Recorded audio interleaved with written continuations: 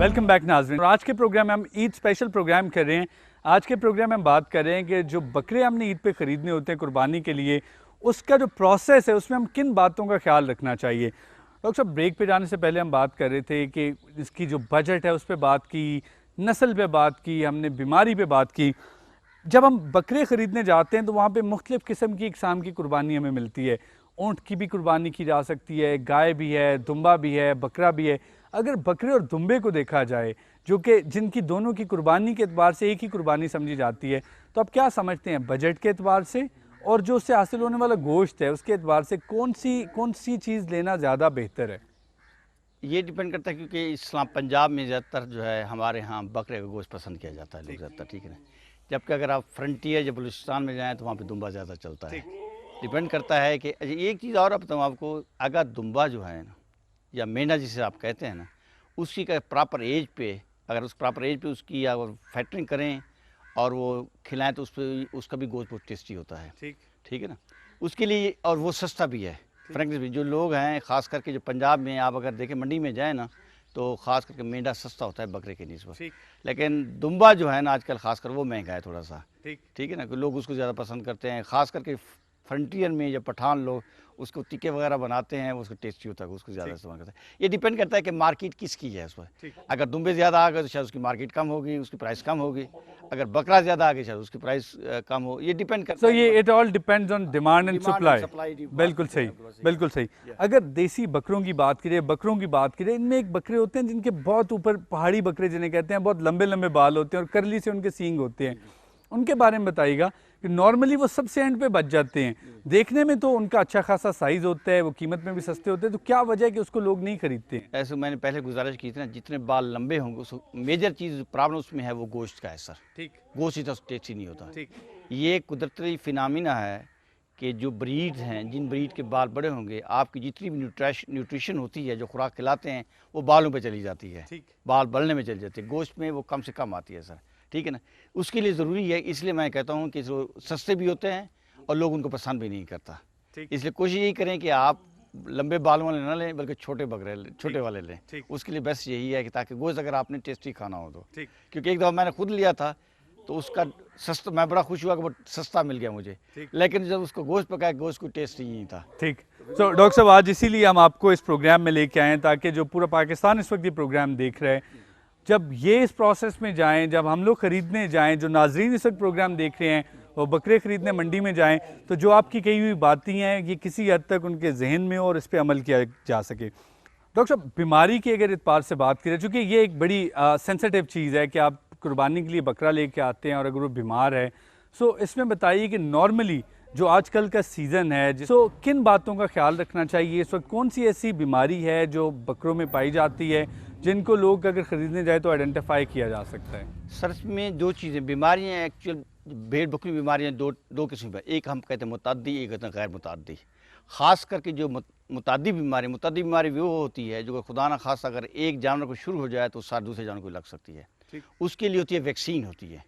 ठीक है ना। उसकी जब प्रॉपर उसकी कोशिश हमारी यही होती है, जब हमने जानवर यहाँ से लिया तो हमने पहले आते ही उनकी जो जिसे हम कहते हैं प्रोफिलैक्टिक मेजर्स, जिसे कहते हैं हम कहते हैं इलाज परहेज से बेहतर है। ठीक है ना। उसके लिए हम पहले आके इनको वैक्सीन कर देते हैं ताकि हमारे जानवरों के अंदर कोई बीमारी, मुतादी बीमारी ना आ जाए। क्योंकि इसके साथ हमारे दूसरे अपने जानवर भी हैं जो कि हम दूसरे एक्सपेरिमेंट ट्रायल के लिए रखते हैं, उनकी वैक्सीन मोस्टली जो आप लोगों को इसलिए हम ये कहते रहते हैं कि इनकी वैक्सीन कर लें। ठीक है। अगर जानवर वैक्सीन कर लें फिर तो आप 90% 95% श्योर हो जाता है कि जानवर ठीक है जी। अगर खुदा ना खास्ता वैक्सीन नहीं है तो वो खुद जानवर बता दे, उसमें फिर उसके साइन नजर आना शुरू हो जाते हैं। उसका टेम्परेचर राइज हो जाता है, मुख्तलिफ किस्म की बीमारी, मुख्तलिफ किस्म के उसके जो होते हैं ना, आप समझिए कि उनकी अलामात नज़र आती हैं। टेम्परेचर होता है, डायरिया होता है, उसके मुंह से पानी आना शुरू होता है, आंखों से पानी आना शुरू हो जाता है, या पेचेस लग जाते हैं, डिफरेंट चीज़ होती है। इस दूसरी है गैर मुतादी बीमारियाँ। ख़ास करके जो जब जानवर हम ले आते हैं, लोग लेते हैं, उनको गैर, जिस कोई कहता है जी मैं जानवर ले आऊँ उसको मुझसे खांसी शुरू हो गई है, ठंड लग गई है। कोई कहता है जी अब फारा उसको फीड खिलाए, उसको पेट भर गया, फूल गया, या हवा हो गई। उसके लिए मैं आसान उसको यही बताता हूँ, उसके लिए सबसे बेहतर चीज़ जैसे कि मैंने क्या कहा ना कि जानवरों को दाना ज़्यादा ना खिलाएं। सबसे, बल्कि आपने अखबार में भी आता है, दूसरे भी आता है कि उसको दाना ज़्यादा ना खिलाएं, उनको कम से कम दाना खिलाएं और उनको ज़्यादा से ज़्यादा उसको ग्रीन फाडर दें ताकि उनको अफारा इस किस्म की ना, अगर खुदा ना खास्ता कोई खांसी वगैरह जैसे कोई चीज़ है उसके लिए कोशिश करें कि एंटीबायोटिक्स दें। पहले तो उनको मौसम से प्रोटेक्ट करें, जैसे मैंने कहा ना कि अगर क्योंकि इस्लामाबाद के मौसम को कोई पता नहीं होता कि बाज़ बार रात को बारिश शुरू होती है, अगर जानवर बाहर होगा ख़ास करके बकरी को ठंड ज़्यादा लगती है एज़ कम्पेयर भेड़ के, इसलिए कोशिश करें कि उनको इन चीज़ों से बचाएं तो इंशाअल्लाह ताला कोई बीमारी वगैरह नहीं आएगी सर। कोई बीमारी नहीं आएगी। अच्छा, ये बात भी इंतहाई इम्पॉर्टेंट है कि जो जब हम मंडी से जानवर ख़रीदने जाते हैं तो वहाँ पे जिस तरह आप बता रहे हैं हिफाजती इक़दाम होने चाहिए, जब जानवर लेके आएँ तो उसकी वैक्सीनेशन हो जानी चाहिए। अनफॉर्चुनेटली हमारे यहाँ अगर हम कैपिटल की बात कर लें, हम लाहौर की मंडियों की बात कर लें, तो जगह तो गवर्नमेंट उनके लिए कर देती है, एक मखसूस कर देती है, लेकिन वो अरेंजमेंट वहाँ पे ऐसा नहीं होता, ना तो कोई ऐसी सफाई का वहाँ पे इंतज़ाम होता है, ना जानवरों की कोई मैनेजमेंट ऐसे तरीके से हो रही होती है, और शायद बाज़ दफ़ा चारा देना उनको और वैक्सीनेशन, ये तो बिल्कुल सवाल ही पैदा नहीं होता कि वैक्सीनेशन भी इस तरह से हो रही हो। तो इस सारे प्रोसेस पे आप क्या कहेंगे कि इसको कितना इम्प्रूव करने की ज़रूरत है? मैं इसकी थोड़ी सी एग्जांपल दूं, मैं 2 साल पहले सूडान गया था, वहाँ पे मंडी लगती थी बाकायदा। मैंने वहाँ पे देखा मंडी में बाकायदा उनके लाइफ स्टॉक के स्टॉल थे बाकायदा, वेटनरी ऑफिसर था, वैक्सीन थी, ट्रीटमेंट थी, सारी कुछ थी। और बल्कि जो उनके पास जो जानवर आते थे ना सर, वो उनसे पूछते थे कि आपने इसकी वैक्सीन की हुई है कि नहीं की हुई है। अगर वैक्सीन नहीं की हुई तो फिर वो वैक्सीन कराते थे उनसे, पैसे चार्ज करते। अगर हमारे इस किस्म का, क्योंकि ये गवर्नमेंट जब ये इनसे चार्ज करती है लोगों को फैसिलिटी, उनकी नंबर 1 सबसे पहली चीज़ है उनकी प्रोटेक्शन हो, मौसम से प्रोटेक्शन हो। काफ़ी दफ़ा जब पहले मैंने काफ़ी दफ़ा देखा है इस्लामाबाद के अंदर कहीं भी कोई टेंट नहीं होता, हर आदमी शुदा गरीब आता है, पैसे भरता है, लेकिन उसको टेंट नहीं मिलता है, बेचारा बाद में उनकी काफ़ी मर्टिलिटी भी हो जाती है। दूसरी चीज़, उसका पानी का इंतज़ाम कहीं होता है, यकीन करें लोग खबर कितने दूर दूर से पानी भर गए, जहाँ पे ऑब्वियसली हज़ारों की तादाद में, लाखों की तादाद में पाकिस्तान में एक एक मंडी में जानवर होते हैं। अगर पानी का, शेल्टर का इंतज़ाम नहीं होगा, वहाँ पे डॉक्टर्स नहीं होंगे, वेटरनरी डॉक्टर्स नहीं होंगे, तो ऑब्वियसली वो किस तरह से मैनेज करेंगे? यही असल चीज़ है कि जो पैसा कमाते हैं, जो म्यूनसिपल कमेटी कमाती है पैसा, उसका कम से कम कुछ शेयर तो इन लोगों को जाना चाहिए, फैसिलिटी देनी चाहिए। ना उनकी प्रोटेक्शन होती है, ना उनका पानी का इंतज़ाम होता है, ना उनको आप फाडर की, बाकी एक स्टॉल होना चाहिए, अलग-अलग आप स्टॉल बना दें, ये फीड का स्टॉल हो जहाँ पे उनको फाडर मिले, जहाँ पे उनको उसका नतीजा भी मैं आपको बताऊं डॉक्टर साहब, एंड पे गरीब आवाम पे निकलता है, क्योंकि जितना महंगा इनको मैनेज करना पड़ता है, जो बकरे बेचने के लिए दूर दराज इलाकों, डीजी खान, भावलपुर, भावल नगर से आते हैं, इस्लामाबाद में, लाहौर में, कराची में जाके बेचते हैं, उसका जितना उन पे एक्सपेंस आ रहा होता है, चूँकि पानी का मुनासिब बंदोबस्त नहीं होता है, शेल्टर का बंदोबस्त नहीं है, म्यूनसिपल अथॉरिटीज़ बहुत महंगे दामों स्टॉल बेचती हैं, जगह उन्हें फ़रोख्त करती हैं, वो सारे की सारी कीमत जो है अल्टीमेटली वो गरीब आवाम पे जा रही होती है। जो बकरा 10,000 रुपये का उन्होंने सोचा होता है बेचने का, वो 10,000 रुपये से कहीं ज़्यादा महंगा हो जाता है। और बहुत सारे लोग जो कुर्बानी करना चाहते हैं वो अपना बजट देखते हुए और मार्केट का रेट देखते हुए कुर्बानी नहीं कर पाते हैं। तो छोटी छोटी चीज़ें हैं जहाँ पे ये प्रोग्राम आम नाजरीन के लिए है कि बकरा ख़रीदते हुए आपको क्या बेसिकली ऐसी इकदाम हैं जो करने चाहिए, बकरा फ़रोशों के लिए है कि बकरा बेचते हुए आपको क्या इकदाम करने चाहिए। गवर्नमेंट को भी थोड़ा सा ख्याल करना चाहिए कि कुर्बानी का जो एक फेस्टिवल है, कुर्बानी का जो ईद का एक जो वो पूरा माहौल होता है, लोग बड़े खुश होते हैं, पूरी एक्टिविटी के तौर पे हो रहा होता है और बहुत बड़ी ट्रांजैक्शन जनरेट होती है। अगर जीडीपी की बात की जाए तो बहुत बड़ा जीडीपी में इसका कंट्रीब्यूशन है। नॉर्मली ये होता है कि हम लोग कहते हैं कि पैसा अमीरों के पास इकट्ठा होता जा रहा है, पैसा शहरों में स्क्वीज़ होता जा रहा है, तबकाती निज़ाम बढ़ता जा रहा है। अब कुर्बानी के प्रोसेस को देखें कि किस तरह से गाँव में, दूर दराज इलाकों में लोग बकरे पालते हैं और बिलियंस ऑफ रुपीज़ की ट्रांजैक्शन होती है। मैक्सिमम शहरों में लोग बकरे ख़रीदते हैं, जो कि गांव देहातों में ज़्यादातर लोगों ने अपने जानवर पाले होते हैं। शहरों में जानवर ख़रीदे जाते हैं और ये पैसा वापस गांव में जाता है, तो कितनी बड़ी इकोनॉमिक एक्टिविटी होती है। सो गवर्नमेंट को चाहिए कि इसको एक्टिविटी को प्रॉपर तरीके से जिस तरह इसकी केयर टेकिंग करनी चाहिए उस तरह से केयर टेकिंग की जाए और जो इकदाम करने चाहिए वो बिल्कुल वो इकदाम करने चाहिए। अच्छा, ये बताइएगा कि गवर्नमेंट पे तो हमने बात कर ली, hopefully if somebody is listening तो शायद वो इस पर कोई maybe at 11th hour, शायद ऑलरेडी इट्स टू लेट, लेकिन मे बी वो फर्दर इसको इम्प्रूव करने की कोशिश करें। All we can do is request them. ये बताइए कि जब बकरा ज़िबा हो जाता है तो उसके बाद भी एक प्रोसेस शुरू होता है, चूँकि कुर्बानी तो बेसिकली बकरा ज़िबा होने के बाद होती है, तो हमारे यहाँ वो कुर्बानी बकरे की हो जाती है, लेकिन जो हमारी कुर्बानी बेसिकली बकरे की कुर्बानी नहीं है, हमने अपनी कुर्बानी देनी होती है, तो वो कुर्बानी नहीं करते हैं, क्योंकि वो सारा गोश्त फ्रिज में चला जाता है। तो इस पे बताइएगा कि ये हम अपनी सेहत के साथ जो हम इतना फ्रीज़ कर लेते हैं और महीनों उसके बाद खाते रहते हैं, ये हम अपनी सेहत पे इसका क्या नुकसान कर रहे होते हैं? अगर आप जो सुन्नत यही है ना, उसके 3 हिस्से बनाए जाएँ। ठीक।